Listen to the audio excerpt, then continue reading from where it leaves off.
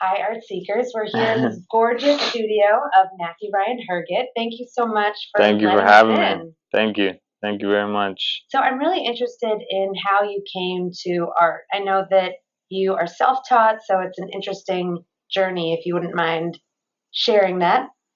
The whole story. Yeah, do it. So I was always the kid that could draw since I was 3, 4 years old.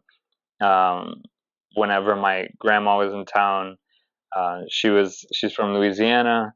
She was a interior decorator, so she had that kind of crafty drawing hand.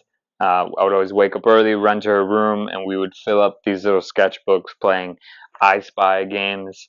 Um, More than anything, she instilled this mindset into my head. And at the time when I was younger, it didn't mean anything to me, but she would always talk about love and the power of your mind and being able to do whatever it is that I wanted, and that I was perfect, not in the egotistical sense, but that I was always exactly what I needed to be. The goal was to obviously have my first show, but to make enough money to move out to LA. And then that happened, and just on a whim, sold my car, packed up everything into the back of my into a U-Haul, and I had never even been past Texas before. Just went all in, quit my job and moved out to California.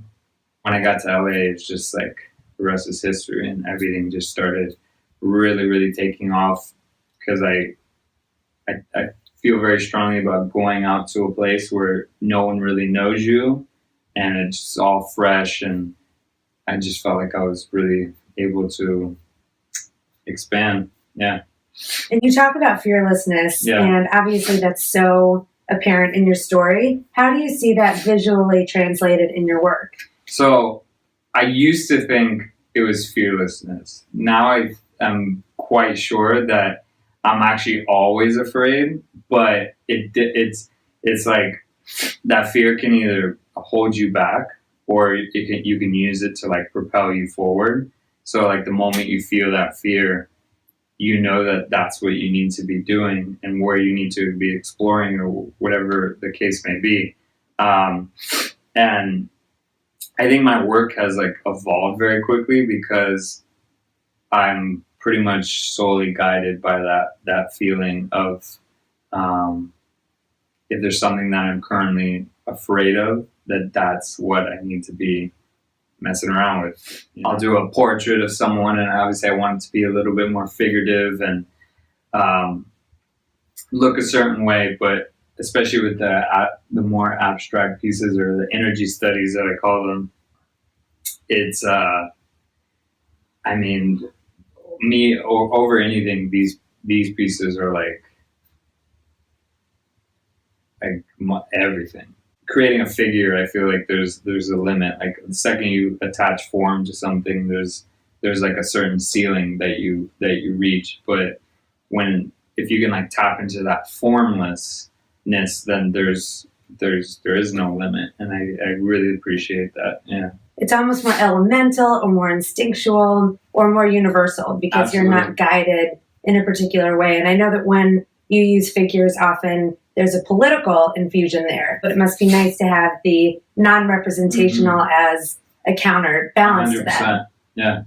I also think it's really cool that your art manifests in lots of different media because you use canvas and you've worked in murals and also you photograph. Yeah. Right? So is there a different kind of energy when you're working in those different spaces? Definitely. I'm not so much drawn towards murals anymore because of the like, and I know everything is like so fleeting and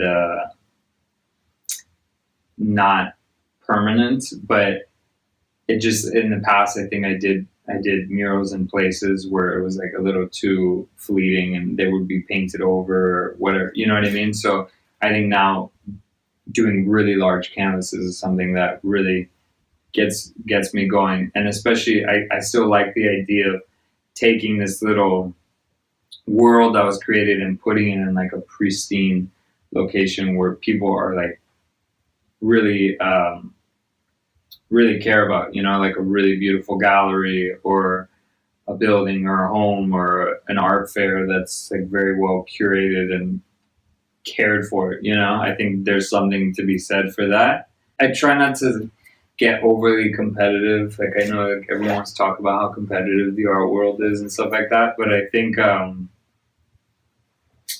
I'm just like constantly being as authentic as possible and bringing my own like personal taste and flavor for what it is that I do. I think it'll just kind of have its own existence. Is there a takeaway message you hope that people will have? Just be present, you know, be like super present right now, and wherever it is that you want to go, obviously have that vision, but don't let that vision of where you want to go take over what's happening right now, because then you're missing the whole point of even having life flow into your body. You know what I mean?